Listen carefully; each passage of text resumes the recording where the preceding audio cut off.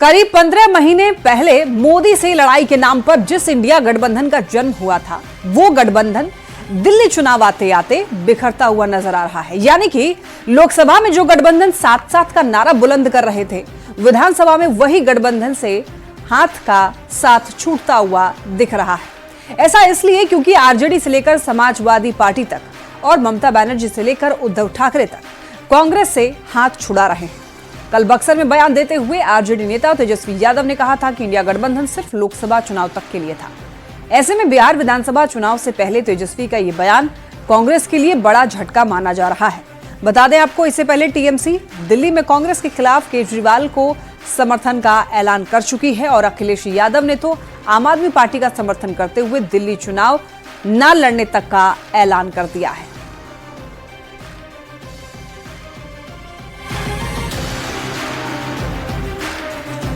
तो देखिए, तेजस्वी के बयान पर कांग्रेस विधायक दल के नेता शकील अहमद खान ने पलटवार किया है और इशारों में तेजस्वी यादव को दो टूक जवाब दिया। कोई कांग्रेस को हल्के में ना ले, ये कहा है उन्होंने। कहा है कि कांग्रेस उससे भी ज्यादा उसे हल्के में लेगी। चुनाव में तो पहले से तय था, इंडिया अलायंस जो है वो लोकसभा के लिए, और बिहार में जहां तक बात की जाए, हम लोग तो शुरू से साथ थे। यहाँ पे पूर्व में आप दिल्ली जा रहे हैं आपका प्रचार करने के लिए? अभी हम लोगों ने डिसाइड नहीं किया पार्टी ने कि हम लोग वहाँ चुनाव लड़ेंगे कि नहीं लड़ेंगे। सर, आप बहुत अच्छे और बाद में हम लोग देखेंगे कि लेने का मतलब नहीं, कोई हमको हल्का मिलेगा तो हम उसको ज्यादा हल्का मिलेंगे। तो सवाल उसका नहीं है, और ये सवाल उभरा भी नहीं है। सवाल ये है कि हमको बिहार में यह जो सरकार चल रही है, जो न्याय सम्मत नहीं है और लोगों के खिलाफ है, आम जनमानस के खिलाफ है, उसके खिलाफ जो हमारी मोर्चाबंदी है वो कामयाब और मजबूत होनी चाहिए। तेजस्वी पर दिए कांग्रेस नेता शकील अहमद के बयान पर आरजेडी ने प्रतिक्रिया दी। शक्ति यादव ने कहा कि राज्य स्तर पर जिस दल की अपनी मजबूत भूमिका है, वो उसी अनुसार चुनाव लड़ते हैं। उन्होंने कहा कि लार्जर इंटरेस्ट में बना है कि इंडिया गठबंधन वो है, वो काम कर रही है, लेकिन राज्यों के चुनाव में जिन दलों की अलग अलग अपनी है, उस पर किसी का प्रतिबंध थोड़ी है।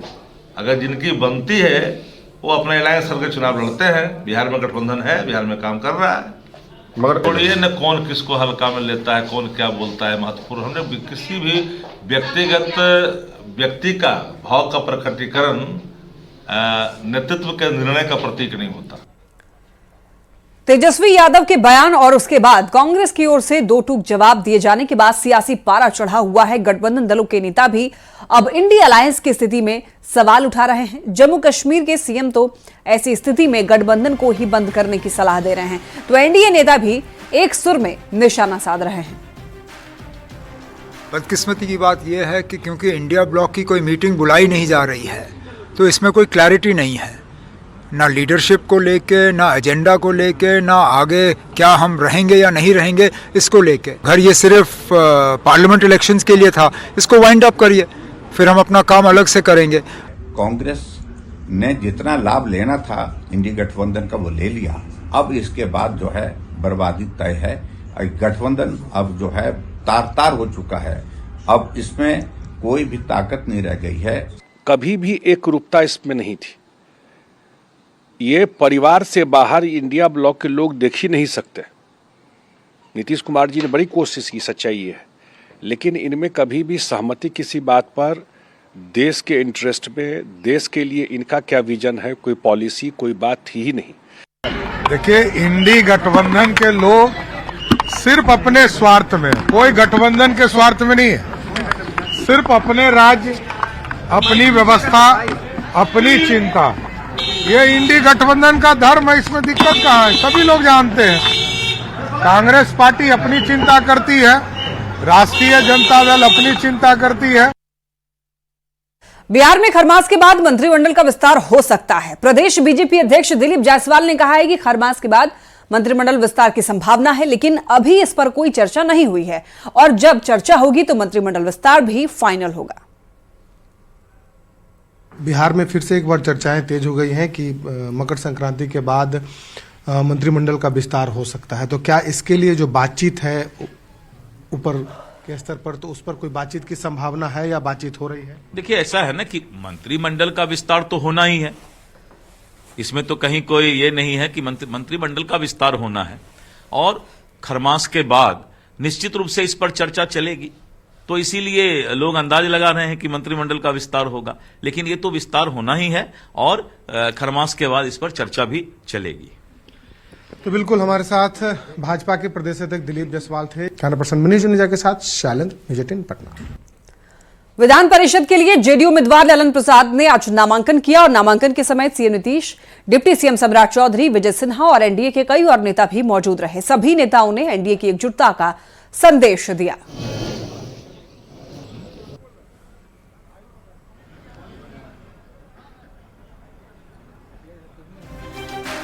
बड़ी जिम्मेवारी है। जिस समाज से मैं आता हूं, अति पिछड़ा समाज से, बिहार में आज भी बहुत सारे लोग संविधान से अवगत नहीं हैं। जो नीतीश कुमार जी बिहार में लागू कर रहे हैं उसके बारे में जानकारी नहीं होता है। मैं नीतीश कुमार के कामों को गांव-गांव तक ले जाऊंगा और इनका परचम लहराएंगे, देश और दुनिया देखेगी।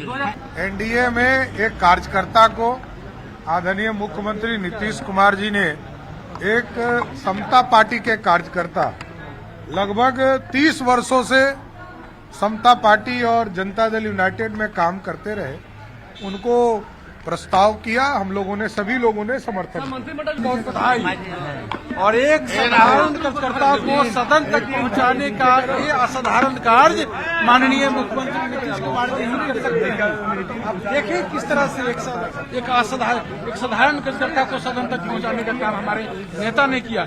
यही सोच दर्शाता है माननीय मुख्यमंत्री जी।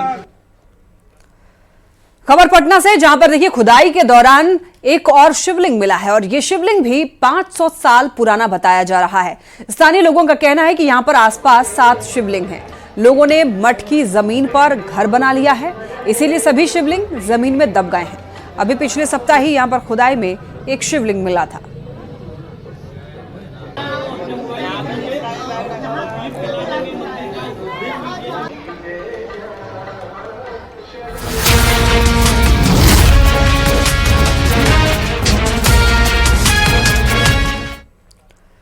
अब बात लॉ एंड ऑर्डर की करते हैं। देखिए मोतिहारी से खबर मिल रही है, जहां पर पीएफआई कनेक्शन का मामला सामने आया है और देखिए मोतिहारी का मोहम्मद सज्जाद गिरफ्तार हुआ है। एनआईए के एक्शन पर आरोपी के पिता का कहना है कि मेरे बेटे को फंसाया जा रहा है। फारूक हुसैन ने यह कहा है कि मेरे बेटे को फंसाया जा रहा है। मेरा बेटा दुबई में ड्राइवर है, किसी भी गलत गतिविधि में शामिल नहीं है। मुझको न्याय की उम्मीद है। तो मोतिहारी का मोहम्मद सज्जाद गिरफ्तार हुआ है। मोहम्मद सज्जाद के पिता का यह कहना है कि उनको न्याय की उम्मीद है। उनका कहना है कि उनका बेटा दुबई में ड्राइवर है और किसी भी गलत गतिविधि में शामिल नहीं है। मुझे कुछ मालूम नहीं है, कुछ मालूम नहीं है। बेटा हमारा कैसे पकड़ाया, वहाँ से लाया गया या यहाँ पकड़ाया, ये हमको कुछ मालूम नहीं है। क्या बेटा आपका क्या करता था? बेटा हमारा वहाँ ड्राइवरी करता था, कंपनी में किसी ड्राइवरी करता था। अब वहाँ से कैसे लाया गया ये हमको मालूम नहीं है। अच्छा, कुछ गतिविधि में भी शामिल था क्या? क्योंकि एनआईए ने पकड़ा है तो ऐसा मामला आ रहा है कि वो पीएफआई का सक्रिय सदस्य था या कुछ इस नहीं, पीएफआई का तो सदस्य है ही नहीं है वो।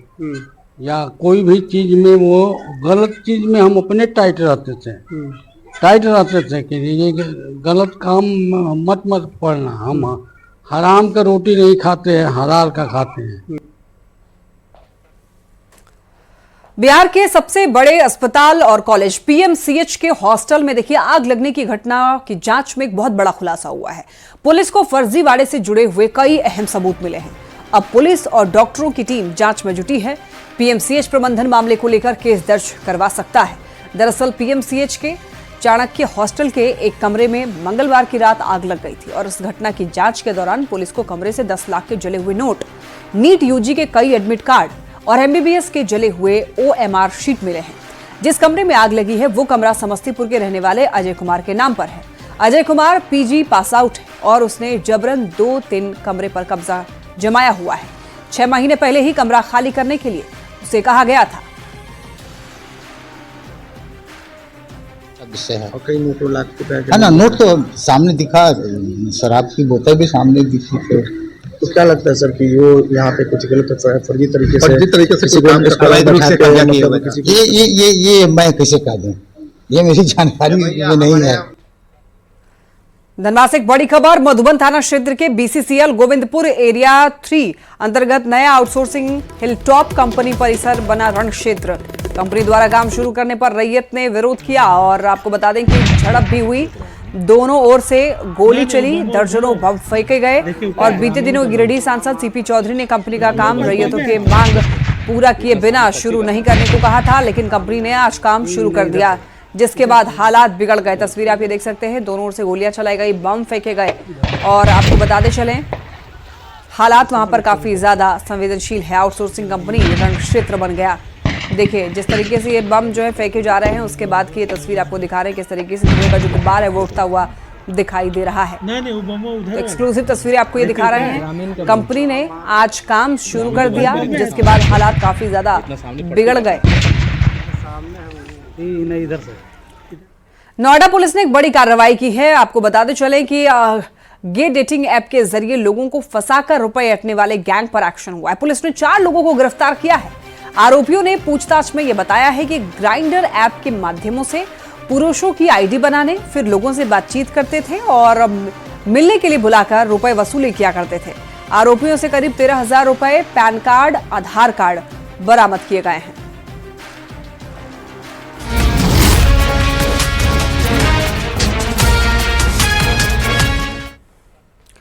और अब बात देश विदेश की कर लेते हैं। वक्फ बोर्ड पर सीएम योगी का बड़ा बयान सामने आया है। सीएम योगी ने कहा है कि वक्फ बोर्ड है या फिर भूमाफियाओं का बोर्ड, 1369 फसली से अब तक की जांच कराएंगे और एक एक इंच जमीन वापस लेंगे, एक एक राजस्व की जांच कराएंगे। वक्फ के नाम पर किए गए कब्जे जो है वो मुक्त कराए जाएंगे।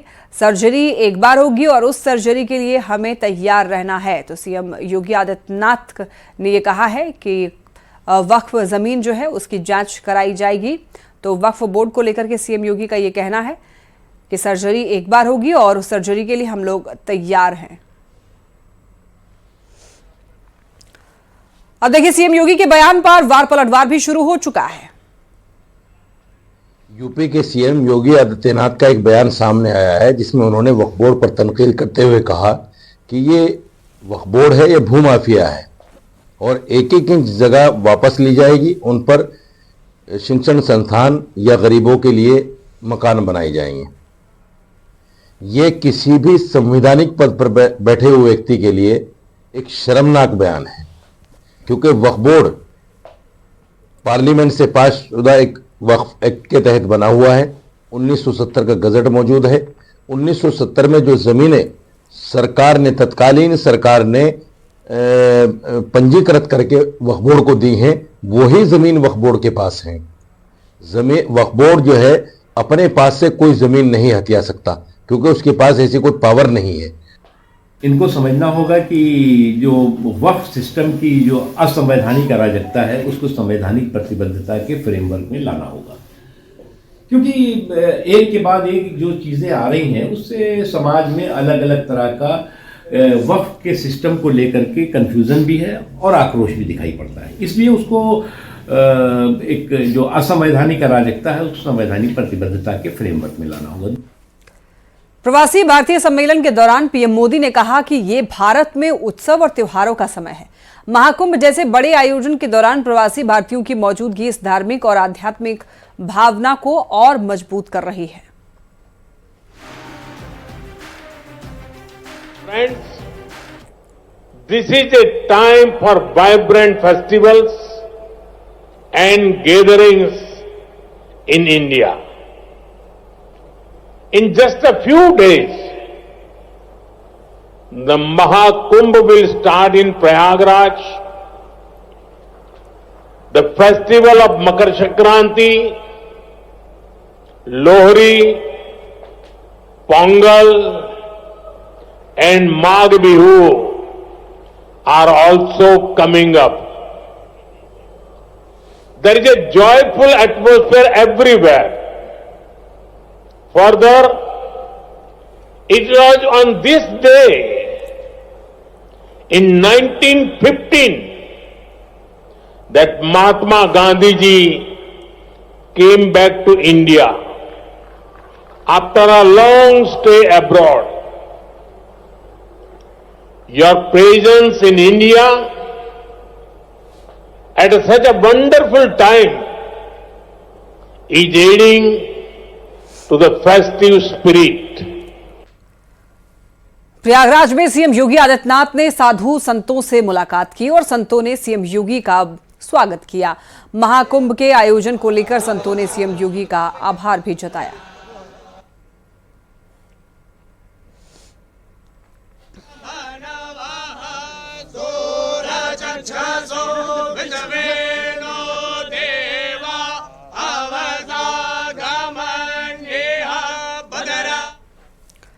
महाकुंभ में मुस्लिमों के प्रवेश पर दिगंबर जैन समाज के युवा क्रांतिकारी संत मुनि आदित्य सागर महाराज ने एक बड़ा बयान दिया है। उन्होंने कहा है कि जब उनके धर्म के कार्यक्रम में दूसरे धर्म के लोग सम्मिलित नहीं होते हैं तो फिर ये सनातन धर्म का कार्यक्रम है।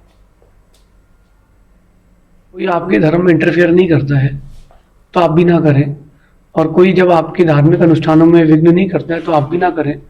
अगर आपके यहाँ प्रवेश हो तो आप दूसरे के यहाँ प्रवेश कर सकते हैं, आपके यहाँ प्रवेश नहीं है तो आप दूसरे के यहाँ प्रवेश नहीं कर सकते। कई बार ये होता है कि चंद बुरे लोगों के कारण कुछ अच्छे लोग भी बदनाम हो जाते हैं। तो मेरा मानना है कि हमने भी बहुत सारे मुस्लिम संप्रदाय के साथ व्यापार किया है। बोहरा जो समाज अच्छी समाज है, लेकिन कुछ आताताइयों के कारण पूरा ही कौम बदनाम हो जाता है। तो अपन इस बात पर थोड़ा सा गंभीरता से निर्णय लें। अगर विवाद हो रहा हो तो उस चीज को समाप्त करके चलो ठीक है अपन नहीं जाते। जम्मू कश्मीर में माता वैष्णो देवी कटरा स्टेशन से श्रीनगर के बीच वंदे भारत एक्सप्रेस चलने के लिए तैयार है। केंद्रीय रेल मंत्री अश्विनी वैष्णव ने एक्स पर ट्रायल का एक वीडियो पोस्ट किया और खुशी जाहिर की। बता दें आपको, ट्रेन को 110 किलोमीटर प्रति घंटे की रफ्तार से 1178 फीट से ऊंचे चिनाब पुल पर चलाया गया। कश्मीर को जोड़ने वाला ये ब्रिज पेरिस के आईफिल टावर से भी ऊंचा है। जहां पर आईफिल टावर की ऊंचाई 330 मीटर है तो वहीं इस ब्रिज की ऊंचाई 359 है और ये ब्रिज चिनाब नदी के ऊपर बना है। इस ब्रिज पर पहली बार कटरा बनिहाल रूट पर ट्रेन का सफल ट्रायल किया गया। देखिए तस्वीर आप देख सकते हैं, रेल मंत्री ने जो वीडियो शेयर किया है उसकी आप तस्वीर, और देखिए चिनाब ब्रिज पर ये जो ट्रायल हुआ है उसकी तस्वीर भी आपको दिखा रहे हैं। चिनाब नदी पर ये ब्रिज बनाया गया है और इसमें जो ट्रायल किया गया वो ट्रायल सफल रहा है, जिसके बाद रेल मंत्री ने अश्विनी वैष्णव ने ये वीडियो शेयर किया है और खुशी जाहिर की है।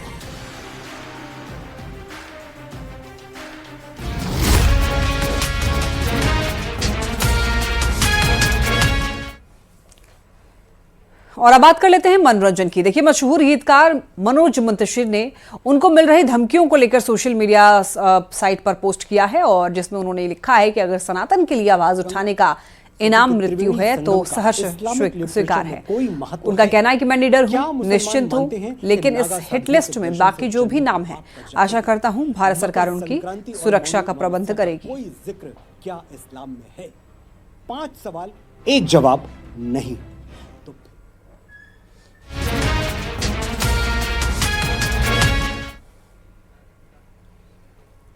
और अब बात कारोबार की कर लेते हैं। देखिए सेंसेक्स आज 528 अंक की गिरावट के साथ 77,620 के स्तर पर बंद हुआ। निफ्टी में भी 162 अंक की गिरावट रही और ये 23,526 के स्तर पर बंद हुआ। तो वहीं बीएसई स्मॉल कैप 640 अंक गिरकर 54,021 के स्तर पर बंद हुआ। तो वहीं सेंसेक्स के 30 शेयरों में से 21 में गिरावट और 9 में तेजी रही। निफ्टी के 50 शेयरों में से 34 में गिरावट और 16 में तेजी रही, जबकि एक शेयर बिना किसी बदलाव के बंद हुआ। एनएसई सेक्टोरल इंडेक्स में रियल्टी सेक्टर सबसे ज्यादा 2.73% की गिरावट के साथ बंद हुआ।